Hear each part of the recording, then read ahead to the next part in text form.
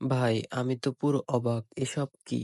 প্রতিটা মানুষ যদি কখনো কোনো অনুষ্ঠানে অ্যারেঞ্জমেন্ট করে থাকে, তখন সে ব্যক্তি তার সর্বোচ্চটুকু দিয়ে চেষ্টা করে থাকে যাতে মানুষকে সুন্দরভাবে আপ্যায়ন করা যায়। ভাড়া করে নিয়ে যাচ্ছে, ভাড়া করে মিলাদ খাবি।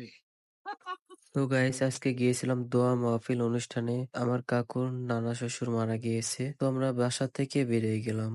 তো জোহরের নামাজ পড়ে বাসা থেকে বেরিয়ে গেছি খুবই তাড়াহুড়া করে। তবে এখানে দেখি অনেক মানুষ আগে থেকেই ভিড় করে চলে আসছে। তারপর সকলে দাঁড়িয়ে আছে। তো এখানে সিরিয়াল দিতে হবে কখনো ভাবতে পারিনি যে এত মানুষ হবে। আমরা যেটা আইডিয়া করছিলাম তার থেকে খুবই বেশি। তবে এরা যেটা অ্যারেঞ্জমেন্ট করছিল আল্লাহর রহমতে পুরোপুরি সুন্দর মতন হয়ে যাবে। তবে কিছু কিছু সময় খাতিরদার উপর অনেক কিছু ডিপেন্ড করে থাকে। তবে যার ফলে মালিকের সুনাম এবং বদনাম বিষয়টা উঠে আসে। ইনাদের সাথে হয়েছিল সেটা। নাও একটা ক্লিপ কও। চলে আয়, পাবিনি আয়। ধর। কি কব? দাঁড়াই রইছো কিসের জন্য কও? না দুঃখের রান্দিছে, কথা। রান্দে খাবে। হ্যাঁ?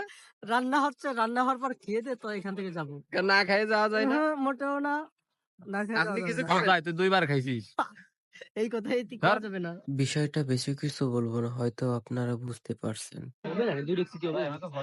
ভাই আপনি তো এর আগেও খাইছেন এখন আবার বসছেন আরে কেন? ভাই আর কোয়েন না, ওই যা দেশে ওতে হয় না, এই লেগে আবার বলছি। কয় লুকমা খাইছেন?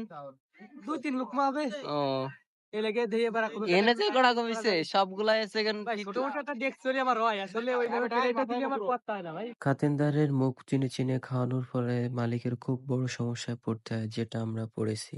ভাই খাতি পারি আর না পারি তাতে কোনো দুঃখ নাই, কিন্তু এই দ্বিতীয় বৈঠকে যে প্লেটটা পাইছি এতেই আলহামদুলিল্লাহ। খাবার দিক আর না দিক তাদের কোনো সমস্যা নেই, প্লেটটা পাইছি এই যে ভাই কোনো সমস্যা নেই।